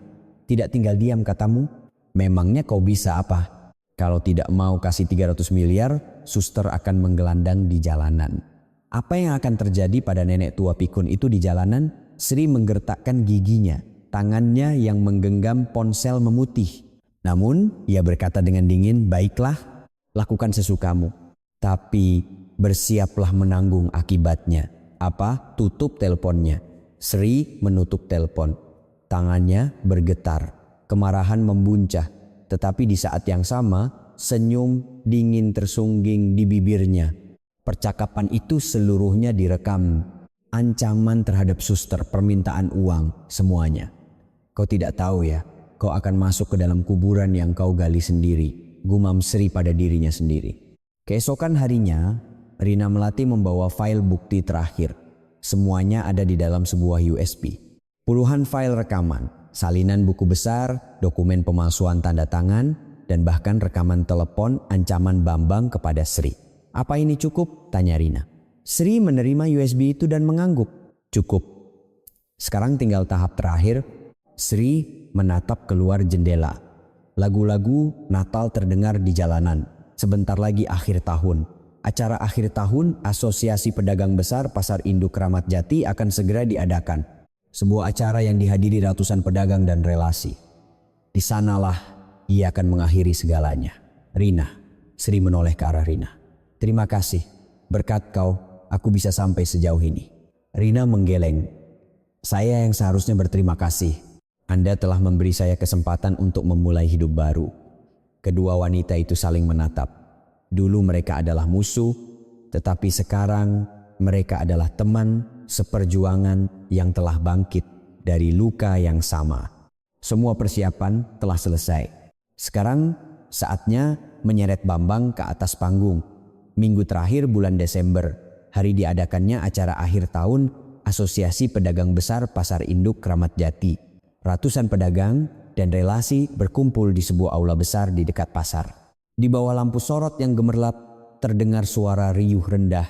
Orang-orang saling berjabat tangan, suara denting gelas sampanye. Sebuah acara megah untuk menutup tahun. Bambang juga ada di sana. Dulu, ia pasti akan duduk di barisan paling depan, pamer dan menunjukkan eksistensinya. Namun, sekarang ia meringkuk di kursi sudut, wajahnya kurus, dan di bawah matanya ada lingkaran hitam yang tebal. Jelas sekali ia tidak bisa tidur nyenyak karena bisnisnya menurun. Acara dimulai. Setelah sambutan dari ketua asosiasi, dilanjutkan dengan pemberian penghargaan. Lalu pembawa acara memegang mikrofon dan berkata, selanjutnya saya akan memperkenalkan seseorang yang istimewa. Yayasan Bakti Pertiwi telah memutuskan untuk memberikan donasi besar untuk program kesejahteraan pedagang pasar tradisional. Mari kita sambut ketua yayasan ke atas panggung. Terdengar tepuk tangan meriah. Dari tangga di samping panggung, seorang wanita naik.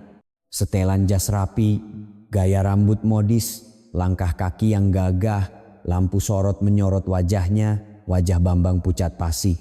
Itu adalah Sri Handayani. Sri berdiri di tengah panggung. Tangannya yang memegang mikrofon tidak bergetar sedikit pun. Ia melihat sekeliling penonton. Ratusan pasang mata tertuju padanya. Di antara mereka ada juga mata Bambang. Mata yang penuh. Saya Sri Handayani, Ketua Yayasan Bakti Pertiwi. Suara yang rendah dan jelas menggema di seluruh aula. Terdengar bisik-bisik di antara para pedagang. Sri Handayani dari toko sembako Prakoso itu ketua yayasan. Malam ini saya datang ke sini untuk menyampaikan sesuatu. Sri memberi isyarat. Layar besar di belakang panggung menyala. Pertama, silakan lihat ini. Di layar muncul gambar dokumen surat izin usaha atas nama Sri. Surat izin usaha ini atas nama saya, tetapi saya tidak pernah menandatanganinya.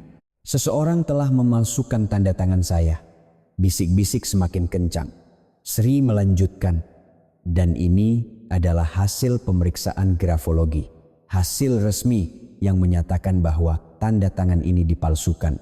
Di layar muncul surat hasil pemeriksaan. Kata palsu tertulis dengan huruf tebal. Lalu siapa yang memalsukan tanda tangan ini? Sri menunjuk ke layar. Sebuah file rekaman mulai diputar. Di dokumen ini tanda tangani atas nama Sri. Dulu juga pernah kan? Itu adalah suara Bambang. Aula menjadi riuh. Kepala-kepala menoleh ke arah Bambang. Rekaman ini adalah saat Bapak Bambang secara langsung memerintahkan pemalsuan tanda tangan. Suara Sri tenang, tetapi di dalamnya ada kekuatan yang kokoh. Berikutnya adalah bukti penggelapan pajak. Di layar muncul salinan buku besar ganda. Omzet sebenarnya dan omzet yang dilaporkan berbeda. Toko sembako Prakoso selama bertahun-tahun telah mengecilkan laporan Om Z untuk menggelapkan pajak. Buku besar ini adalah buktinya. Aula menjadi hening. Wajah para pedagang menunjukkan keterkejutan dan kemarahan. Terakhir, silakan dengarkan ini. Rekaman lain diputar. Tahu kan suster kesayanganmu itu, aku bisa mengusirnya dari panti jompo. Kalau tidak mau kasih 300 miliar, suster akan menggelandang di jalanan. Itu adalah rekaman telepon ancaman Bambang kepada Sri. Desahan dan cemoohan meledak di seluruh aula. Saat itu, dari samping panggung, seorang wanita naik. Itu adalah Rina Melati. Ia memegang mikrofon dan berkata dengan suara bergetar, "Saya Rina Melati, mantan bagian keuangan toko sembako Prakoso. Semua yang baru saja Anda lihat, pemalsuan tanda tangan, penggelapan pajak, ancaman, semuanya atas perintah Bapak Bambang. Saya hanya mengikuti perintahnya dan sekarang saya akan bersaksi atas semuanya." Aula menjadi gempar. Bambang melompat berdiri, wajahnya merah padam. Apa-apaan ini? Semuanya bohong. Tapi tidak ada yang mendengarkannya. Buktinya sudah jelas. Di hadapan rekaman dan dokumen, penyangkalan tidak ada gunanya. Bambang berlari ke arah panggung. Petugas keamanan mencoba menghalanginya. Tetapi ia mendorong mereka dan naik ke atas panggung. Berdiri di hadapan Sri, Bambang tiba-tiba berlutut. "Sri," suaranya bergetar. "Kita sudah 20 tahun bersama. 20 tahun. Tolong, maafkan aku sekali ini saja." Sri menatap Bambang, pria yang pernah menjadi suaminya. Pria yang selama 20 tahun ia bangunkan jam 3 pagi untuk memasak. Pria itu sekarang berlutut di kakinya. 20 tahun, suara Sri dingin. "Selama 20 tahun itu, aku bangun setiap subuh untuk memasak untukmu, membantu bisnismu. Aku bekerja sampai tanganku pecah-pecah dan punggungku bungkuk. Tapi aku tidak pernah sekalipun mendengar ucapan terima kasih." Bambang memegang celana Sri. "Tapi kita kan suami istri. Sekali ini saja tolong." Sri menatap tangan itu. Lalu perlahan-lahan dengan dingin ia menepisnya. "Suami istri, apa engkau tidak ingat apa yang kau katakan?" Sri membungkuk dan berbisik di telinga Bambang. "Kau bilang aku dari panti asuhan, tidak punya keluarga di kartu keluarga, kan? Aku kembalikan kata-kata itu padamu." Sri kembali berdiri tegak. Wajah Bambang pucat pasi. "Kau bilang aku gembel." "Tidak punya apa-apa." Sri menatap Bambang lurus-lurus. "Sekarang kamulah yang gembel itu." Tepat pada saat itu pintu aula terbuka. Polisi masuk. Detektif yang memimpin berteriak, "Bambang Prakoso, Anda ditangkap atas tuduhan pemalsuan dokumen, penggelapan pajak, dan percobaan pemerasan. Anda berhak untuk diam dan mendapatkan bantuan pengacara." Polisi memegang lengan Bambang. Ia memberontak tetapi tidak ada gunanya. Borgol berbunyi klik. "Tidak, Sri, Sri," teriak Bambang, tapi Sri tidak menoleh. Saat itu terjadi keributan lain. Ibu mertuanya, Ibu Yanti, berlari ke arah panggung. "Anakku, anakku," petugas keamanan menghalanginya. Ibu Yanti memberontak dan berteriak, "Perempuan sialan ini, dia menghancurkan keluargaku." Tapi seorang detektif mendekatinya. "Ibu Yanti, kami perlu memeriksa Anda atas tuduhan pemerasan. Silakan ikut kami." Wajah Ibu Yanti pucat pasi. Ia juga digiring oleh polisi. Sambil diseret, Bambang terus berteriak, "Sri, tolong sekali ini saja." Sri tidak menoleh sampai akhir. Ia perlahan turun dari panggung. Para pedagang memberinya jalan. Seseorang mulai bertepuk tangan. 1, 2 orang. Suara tepuk tangan memenuhi seluruh aula. Keluar dari aula, Sri menuju mobil yang sudah menunggu di luar. Adi Wijoyo membukakan pintu mobil. Begitu Sri masuk ke dalam mobil, sesuatu yang ia tahan akhirnya tumpah. Air mata. Ia tidak bisa menahan air mata yang mengalir deras. Bukan kegembiraan kemenangan. 20 tahun kehidupannya, kesedihan karena tidak pernah bertemu ayahnya, semuanya datang bersamaan. Adi Wijoyo memegang tangan Sri tanpa berkata apa-apa. Tangan yang hangat. "Ayah," isak Sri. "Aku berhasil, ayah. Aku berhasil."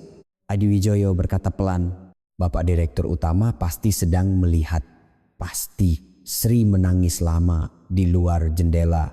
Lampu-lampu malam musim dingin berlalu. Di antara air matanya, wajah ayahnya terbayang. Ayah yang belum pernah ia temui. Namun, ia merasa ayahnya sedang melihatnya sekarang. Setelah air matanya berhenti, hatinya terasa hampa, tetapi di sisi lain juga ringan. seperti melepaskan beban yang telah ia pikul selama 20 tahun. Balas dendam telah berakhir, namun kehidupan Sri yang sesungguhnya baru saja dimulai 2 tahun berlalu. Musim semi tahun 2026. Di taman depan gedung utama Yayasan Bakti Pertiwi, bunga sakura bermekaran. Di bawah kelopak bunga merah muda yang berjatuhan ditiup angin, Sri duduk di bangku sambil membuka buku harian tua. Buku harian yang ditinggalkan ayahnya. Catatan selama 45 tahun. Surat-surat yang ditulis setiap tahun di hari ulang tahunnya. Ia sudah membacanya sampai hampir hafal, tetapi setiap kali membacanya, perasaan haru yang baru selalu muncul. Sri, bagikanlah cinta yang kau terima. Itulah kebahagiaan yang sesungguhnya. Sri meletakkan jarinya di atas kalimat itu. Ia seolah bisa merasakan tulisan tangan ayahnya di ujung jarinya. 2 tahun yang lalu, Bambang divonis 5 tahun penjara. Pemalsuan dokumen, penggelapan pajak, percobaan pemerasan, semua tuduhannya terbukti. Toko sembako Prakoso bangkrut total, dan semua yang telah ia bangun seumur hidupnya hancur dalam sekejap. Ibu mertuanya, Ibu Yanti, sekarang tinggal sendirian di sebuah apartemen sewa kecil. Ia menghabiskan masa tuanya yang menyedihkan dengan mengunjungi anaknya di penjara. Dulu, ia memperlakukan menantunya seperti pembantu dan menyiksanya. Tetapi, sekarang tidak ada yang memedulikannya. Ibu tirinya, Ningrum, masih di rumah sakit jiwa. Demensianya semakin parah dan ia tidak ingat siapa dirinya atau apa yang telah ia lakukan. Sri tidak mengunjunginya. Bukan karena ia telah memaafkannya, tetapi ia juga tidak lagi membencinya. Ia sudah membayar harga atas dosa-dosanya. Sri menutup buku harian itu dan menatap langit. Langit yang cerah dan biru. Ia merasa di suatu tempat ayahnya sedang melihatnya. Ibu ketua, terdengar suara yang familiar. Saat ia menoleh, Adi Wijoyo sedang berjalan ke arahnya. Yang berbeda dari 2 tahun yang lalu adalah ekspresinya yang jauh lebih lembut. Anda di sini rupanya. Saya cari-cari. Adi Wijoyo duduk di samping Sri. Kelopak bunga sakura jatuh di bahunya. Membaca buku harian lagi? Iya. Setiap kali membacanya, rasanya selalu baru. Sri tersenyum. Adi Wijoyo ragu sejenak lalu membuka mulut. Sri, iya. Tidak, rasanya aneh memanggilmu Sri sekarang. Sri memiringkan kepalanya. Lalu mau panggil apa? Adi Wijoyo mengeluarkan sebuah kotak kecil dari sakunya. Kotak berlapis beludru. Mata Sri terbelalak. Kotak itu terbuka. Di dalamnya ada sebuah cincin. Tidak mewah, tetapi sederhana dan indah. Maukah Anda melewati semua musim bersamaku? Suara Adi Wijoyo bergetar. Pria yang telah menemaninya selama 2 tahun, pria yang memegang tangannya saat ia kesulitan dan meminjamkan bahunya saat ia menangis, pria itu sekarang sedang melamarnya. Air mata menggenang di mata Sri, namun bukan air mata kesedihan. Air mata yang mengalir karena bahagia. Iya? Sri mengangguk. Iya? Aku mau. Adi Wijoyo memegang tangan Sri dan memasangkan cincin. Lalu mereka berpelukan. Kelopak bunga sakura berjatuhan di sekitar mereka. Sore harinya Sri mengunjungi panti jompo untuk bertemu Suster Maria. Suster duduk di kursi roda dan menatap keluar jendela. Ingatannya datang dan pergi karena demensia, tetapi hari ini sorot matanya jernih. Suster, ini saya, Sri. Sri berlutut di hadapan suster. Suster perlahan menoleh, lalu tersenyum cerah. Sri ku datang. Senyum itu membuat mata Sri berkaca-kaca. Suster mengelus wajah Sri dan berkata, Sri ku jadi cantik ya, wajahmu cerah sekali. Ini berkat suster. Berkat suster yang membesarkan saya bisa sampai sejauh ini. Sri memegang erat tangan suster. Tangan yang keriput tetapi hangat. Tangan yang memeluknya saat ia menangis di masa kecil. Suster, saya akan menikah. Menikah? Sriku? Mata suster berbinar. Orangnya baik? Iya, orang yang sangat baik. Orang yang menerimaku apa adanya. Suster menggenggam erat tangan Sri, syukurlah. Sriku akhirnya bahagia. Aku harus berterima kasih pada Tuhan. Sri memeluk suster. Kehangatan terasa menjalar. Satu-satunya keluarga yang telah melindunginya seumur hidup. Berkat suster, ia bisa sampai sejauh ini. Dalam perjalanan keluar dari panti jompo, Sri berpapasan dengan seorang wanita. Seorang wanita hamil dengan perut buncit. Itu adalah Rina Melati, Bu Sri. Rina tersenyum cerah saat mendekat. Bukan lagi wajah lelah 2 tahun yang lalu. Ia tampak sehat dan bahagia. Rina, apa kabar? Baik, berkat Anda. Bayinya juga sehat dan toko kecil saya berjalan lancar. Rina memulai hidup baru dengan uang modal yang diberikan Sri. Ia membuka toko lauk kecil di Tangerang. Tidak mudah membesarkan anak sendirian tanpa ayah, tetapi ia hidup dengan tegar. Ini semua berkat Bu Sri. Kalau waktu itu Anda tidak mengulurkan tangan, saya tidak tahu akan jadi apa. Saya juga bisa sampai sejauh ini berkat Anda. Kita saling membantu. Kedua wanita itu saling menatap dan tersenyum. Dulu mereka adalah musuh, tetapi sekarang mereka adalah teman seperjuangan yang telah bangkit dari luka yang sama. Menjelang malam, Sri kembali ke kantor yayasan. Di atas mejanya, tumpukan dokumen menanti. Dokumen terkait proyek tangan Sri, program yang dibuat oleh Sri, program untuk mendukung pedagang wanita di pasar yang mengalami kesulitan. Mulai dari dukungan modal usaha, konsultasi hukum, hingga konsultasi psikologis. Program yang memberikan kesempatan untuk memulai hidup baru bagi wanita-wanita yang dibuang dan putus asa seperti dirinya. Saat sedang memeriksa dokumen, sekretarisnya mengetuk pintu. Ibu ketua, tamu yang ingin bertemu sudah datang. Suruh masuk. Pintu terbuka dan seorang wanita masuk. Usianya sekitar awal 40-an. Matanya bengkak dan bahunya terkulai. Entah kenapa ia mirip dengan dirinya 2 tahun yang lalu. Silakan duduk, kata Sri dengan lembut. Wanita itu dengan hati-hati duduk di kursi. Saya dulu punya toko kecil di Pasar Induk Kramat Jati. Tapi suami saya selingkuh, kami bercerai, toko saya direbut, dan sekarang saya tidak punya tempat tujuan. Suara wanita itu bergetar, air mata mengalir di pipinya. Sri berdiri dari kursinya dan menghampiri wanita itu. Lalu ia memegang tangannya. Tidak apa-apa, suara Sri hangat. Saya juga mulai dari sana. Dibuang suami, diusir tanpa membawa apa-apa. Tapi sekarang, saya bisa sampai sejauh ini. Wanita itu mengangkat kepalanya. Dengan mata basah, ia menatap Sri. Benarkah? Ya, jadi jangan menyerah, saya akan bantu. Sri menggenggam erat tangan wanita itu. Tangan yang telah mengeras karena bekerja di pasar selama 20 tahun. Namun, tangan itu sekarang menjadi tangan yang memberikan harapan kepada orang lain. Wanita itu menangis. Namun, bukan tangisan putus asa. Tangisan orang yang telah menemukan harapan. Malam hari, setelah keluar dari kantor, Sri berhenti di pintu masuk yayasan. Ia menatap langit, bintang-bintang berkelip. Ia mengeluarkan buku harian ayahnya dari sakunya. Ia membuka halaman terakhir. Sri, bagikanlah cinta yang kau terima. Itulah kebahagiaan yang sesungguhnya. Sri membaca kalimat itu dengan suara keras. Lalu ia tersenyum ke arah langit. Ayah, angin berhembus, seolah-olah menjawab, aku bahagia. Aku membagikan cinta yang telah ayah tinggalkan. Bintang-bintang berkelip. Sri pikir itu adalah jawaban dari ayahnya. Warisan 1,5 triliun rupiah. Itu memang uang, tapi yang benar-benar diwariskan kepada Sri bukanlah uang, melainkan cinta ayahnya dan hati untuk bisa membagikan cinta itu. Sri menatap cincinnya. Cincin yang dipasangkan oleh Adiwijoyo. Orang yang akan menemaninya melewati semua musim. Ia tidak lagi sendirian. Saat ia menoleh ke belakang, lampu gedung yayasan menyala terang. Di dalam sana, pasti ada seseorang yang sedang mempersiapkan awal yang baru, orang-orang yang mencoba bangkit dari keterpurukan seperti dirinya. Sri melangkahkan kakinya, langkah yang maju ke depan.